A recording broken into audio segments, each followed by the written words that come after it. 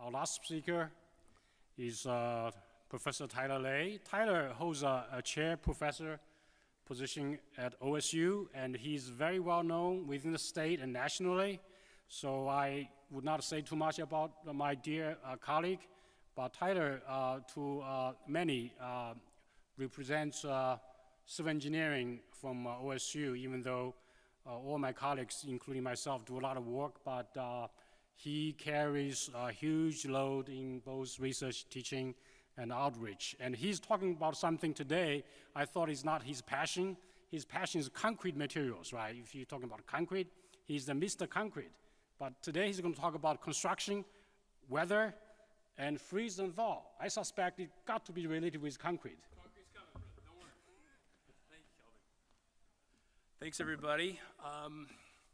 What a beautiful place. Like, I just can't imagine being in a better setting to be together. And I don't know if you guys have looked around, these murals are just unbelievable, but from up here, they just take it to a whole nother level. I think it's been a great event.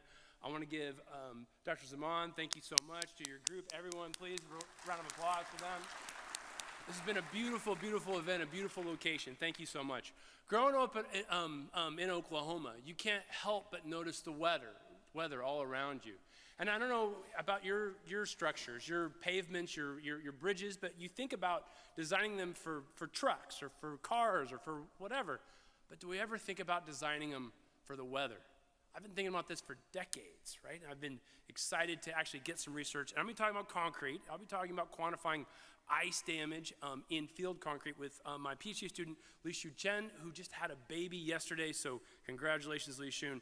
And she did a ton of work on this. Big thanks to Oklahoma DOT for helping fund this work. 15 different state organizations came together to help fund this pool fund study. So a massive, massive thanks to all of them. And a special thanks to Matt and Gary and Ron. I couldn't have done this work without you guys. I really, really appreciate it. So why is this important? What is this all about? Well, everything I'm going to be talking about is summarized in these next couple slides. If you have concrete, right, and that concrete gets wet, and that becomes critically saturated, which we'll talk about what that means coming up, and then it freezes, then it will become damaged. Pretty simple, right? We're going to be diving deep into these subjects and quantifying them all over the place. For example, how would this perform if it was in Michigan versus Chicago versus Oklahoma versus Dallas versus pick your favorite city? They're going to be a little bit different because of the weather and what's going on. Let's dive into that together. Current specifications for concrete are binary when it comes to freeze-thaw. You ask one question: does it freeze? The answer is yes. You will put 6% air plus or minus 1% inside your concrete. If it does not freeze, you will not. Can it be that simple? That's how simple is great. I love simple, but it's a little more complicated than that. We're going to dive into that today. I think this is too simple because if we look at our maps, we know some areas that are crazy frigid. Some areas get very, very serious freeze-thaw cycles and some don't. But right now the answer is if it freezes once, we're using air, 6% plus or minus. That is the number. But we're going to be talking about, ask this question: is concrete damaged from every freezing event out there? And the answer is no, it's not. Your concrete has to become critically saturated. You see that critically saturated down there? It's on that little scary Halloween print. Yeah, Halloween's coming. Got the jack-o'-lantern there. Critically saturated sounds a little ominous there. That's just when your degree of saturation of your concrete's above 85%. What? That means when all of your pores are 85% of them are filled up. Then if that freezes because of the volume change, you will have damage to your concrete. That is a critical number. I'm going to come back to that. 85%. It'll be on the quiz later. Ready, Ken? 85%, brother. It's coming. So what does this mean? We have two different types of freezing events out there. We have one freezing event. That's when ice forms, but it's not damaging. Degree of saturation is less than 85%. And then we have an effective freezing event. Maybe I need a better word. Maybe scary freezing event or damaging freezing event. We call it an effective freezing event. That's when ice forms in concrete that is damaging. That's when a degree of saturation is greater than or equal to 85%. So how many of these happen? Because that's what really matters. How many of these damaging, concerning events happen, right? So how do we measure this? Well, we have to find simultaneously the moisture content and also the temperature when it freezes. We need to do this constantly throughout the winter, and the key is to know when this is happening in the concrete. It's great if it happens in the air, but we need to know if it's going on in the concrete or not. So to do this, we came up with the thing on the left here. That is a concrete mold, a plastic mold, and inside of it there is concrete. See all those wires coming out of them? I'll talk more about those coming out. And that is buried in the block on the right. We have made ourselves a concrete weather station. You're like, what? That doesn't sound that impressive. Concrete weather station? Well, that little block down there tells you how moist the concrete gets, tells you the temperature the concrete gets, tells you when the ice forms in the concrete. It took a lot of work, because in that little box there, we didn't make the solar panel, we didn't make the battery inside there, but we made all of the brains, all the instrumentation. We made and designed all the circuits ourselves to measure all this stuff. So let's talk about how it works. Those little cylinders there, see them? See that little arrow showing down there? That they are sunken into that block down there, and they are sunken on purpose by 1 inch. Why? Because we got to simulate where the water sits. We got to simulate the poor drainage areas, because that is the worst case scenario out in the field. But that little block, if I could look inside of it, it would look something like this. And on the left there, you see something called type T thermocouples. You don't know what that means? Temperature. We're measuring temperature at different depths inside the block. See those little stainless steel threaded rods there, back and forth? What do? Well, we send electrical signals. Resistivity is what we actually measure, and we can measure moisture and ice formation in the concrete, in different depths, in real time. And where are we doing this? All over the United States. Every single state's got 3 different blocks out there, measuring data, sending us data back, real time, seeing when these things are happening. Really, really going to try to figure out what's happening and what's going on. So what are we going to learn? We're going to determine how wet your concrete is once it freezes. We're going to observe how many freezing events and how many effective freezing events we actually have, and then develop procedures to predict these based on local weather measurements. I'm going to say that again because that's really important. I do not think we need to instrument the world, but we do need to understand how the world affects our concrete, and then we can better understand that weather and those weather patterns, and what they'll call effective freezing thaw cycles or not inside of our concrete. So how are we going to do this? Well, we went to our lab. We made calibration samples, same concrete that's in the field, made at the same time. Everything is the same. And we subjected it to all kinds of different moistures, all kinds of different temperatures. We measured ice. We measured all kinds of different stuff like this. And we got plots that look like this. Ugh. If I measure the resistivity, that's the electrical signal. And if I measure the temperature, look at this, go up on the graph, and I can tell you the moisture content of that concrete at that time. That's pretty cool. If you don't understand anything I just said, I can understand the moisture content of the concrete and the temperature. I can also see when ice forms. I can measure the derivative of the resistivity and how it changes with temperature, and I can see at what temperature ice is forming inside my concrete. On the left, I've got one that's dry, and look at that. It froze at -5°C, right? About 10 degrees lower than freezing Fahrenheit, right? And if I have a wet concrete, ice starts to form right at 0 degrees Celsius, right? That's pretty interesting. That's pretty cool. We can learn all kinds of really neat things like that. And why is this useful? Because now with all these derived equations, we can predict the moisture content, the temperature, the ice, back to the field. Let's find and understand this data. All right, and this is where I wish I had a pointer, all right? But the red line there is the surface. It is about ½ an inch in from the surface. And you can see, if you look on the far left, far left, it is the lowest DOS. What was DOS again? Moisture, right? Moisture. The red one is lowest, and look at that, I have a rainfall event. It's between 9:12 and 9:14, that rainfall event. It started to rain, and look at the red line. Does everyone see how it goes up? Do you see how it goes up? Why? Because the concrete got wet. That water is penetrating inside the concrete. It makes the degree of saturation go up, and look at the green line that's above it. Then the moisture content starts to go up there. The water is penetrating inside the concrete. We can see the drying. We can see the wetting. And look at it like this. The blue line shows the moisture gradient. The depth is on the y-axis. The moisture is on the x-axis, right? Higher to the right means it's more moist. Farther to the left means it's less moist. The blue line is before it rained. The red line's after it rained. Look at that. It shifted over, moved over to the right. Pretty cool, right? And then it dried and went back to the left. Very, very neat. Well, this is cool because we need to understand this moisture and freezing simultaneously to see when the ice forms. So we're going to look at 3 different locations in Oklahoma, right? And you can simplify those locations if you don't know them, if you're not an Oklahoma person, to dry and cold on the far left, to wet and sort of cold in the middle, that where I live. And then there's the really wet and the sort of cold down in the lower right-hand corner there, and we can dig into those more details. Now listen, I'm showing location A, location B, and location C. I've got that red line. Remember the red line, that's the surface at the top, and the black line, that is the depth at the bottom. And look at these over and over again. Here's dry. See the red line is lower there. It's at 70 on the far left compared to 80 and 85 in the other ones. That makes sense. It's drier there. So it's actually lower there. And we can see the moisture contents inside of the concrete. And we can see that dashed line is a freezing event. That's when ice starts to form. Now what matters is this. If I'm above 85% and I freeze, I just damaged my concrete, or I potentially damaged my concrete. It's a load, almost like a truck driving over the top of it.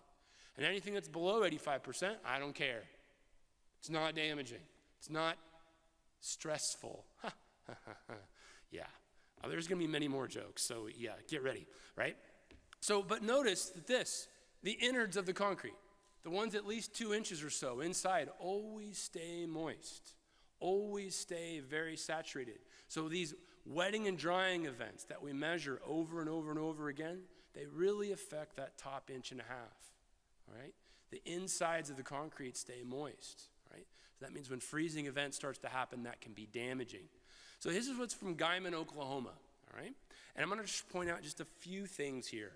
You see first, how many times did the temperature go between freezing and thawing? 173 times for one winter. That's a lot. Middle of America sees a ton of freeze-thaw cycles. Actually, as you go up north to Michigan, it freezes and stays frozen, which is actually better because we don't see this ice formation change over and over and over again. So we get a lot of freezing and thawing events here. But look at that. Only 162 of them turn into when ice started to form. That's what the freezing event means. Ice formed, but what really matters is the one on the right, the effective freezing events. And look. See the top number says 72. That means my core of my concrete is seeing more effective freezing thawing events than my surface. Pretty interesting, pretty intriguing. Why in the world does this happen? What is this all about? We'll go back to that picture. I hope you remember this. And what was that number, Ken? 85%, brother. You got 100 on the quiz, right? 85%. And look how many of those are above 85%. Look at the center there. Above 85% all the time. Wetting and drying. So if you freeze it, you will damage it. That's what I'm trying to tell you here. If you freeze this material, you will damage it, all right? This means that if it freezes, it's going to have a high probability of causing damage. And that's just so if I go back to the chart here, see that 90 there, that's why that number is so high, right? And so if you get these freezing events inside the concrete, they will cause damage. Some person might ask, well, you're telling me 90 effective freezing events, but the temperature changed 173 times. Why didn't it always damage the concrete? Because that concrete is insulated from the outside. So it takes quite a bit of temperature change for that center to get cold enough for the ice to form. So what's next? We're going to use the same exact approach to determine the number of effective freeze-thaw cycles, all those different dots that I showed you before, to understand them in a much more detail. And we're going to try to develop a procedure to use local weather to predict the number of effective freezing thaw cycles for a pavement, that's what we've been focusing on, our concrete pavements, and this will help us overcome any lost data, extrapolate to other locations, and ultimately to draw an effective freeze-thaw map and ultimately help people better design their concretes. So instead of just saying, does it freeze? Yes, 6% air, we can start to dial that in a little bit more. Maybe we don't need as much air. Maybe we need more air in some locations, especially if we want long-lasting concrete, right? So I have a YouTube channel out there. I don't know if anyone's a subscriber. I got any subscribers to my YouTube channel out there.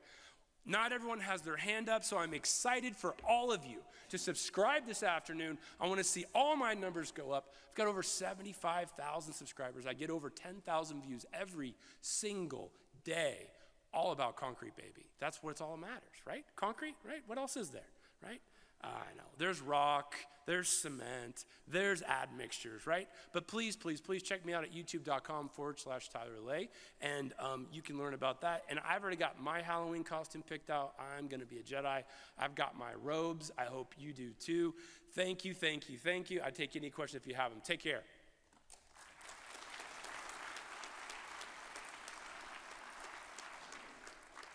Professor Ray really caught up the time with us, okay, so I'm really thankful. I guess everybody is, we have a schedule. So, couple questions?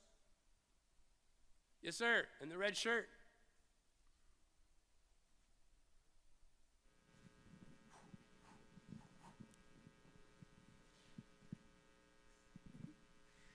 Yeah, thank you. I was just curious, with the 85% critical degree of saturation, would that be affected to some extent by like the size and distribution of the air void system Great in question. itself?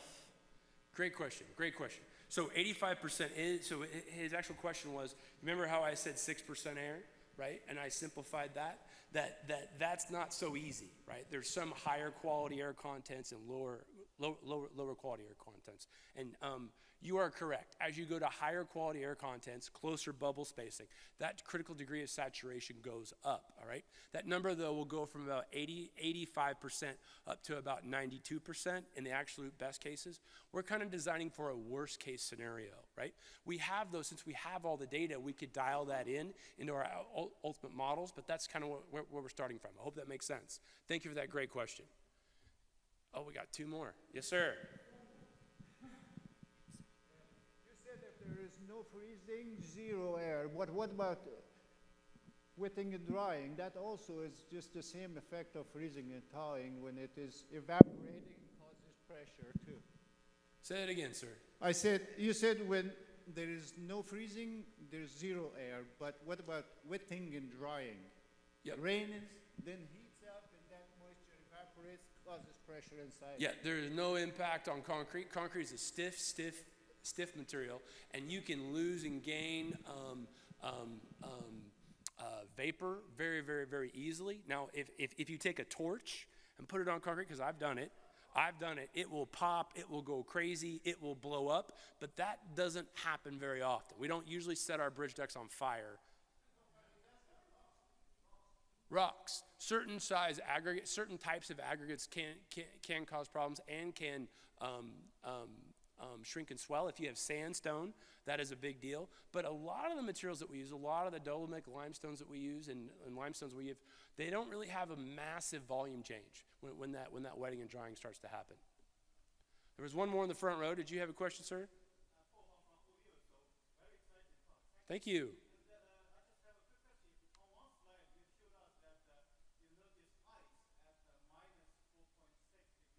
Yes, sir.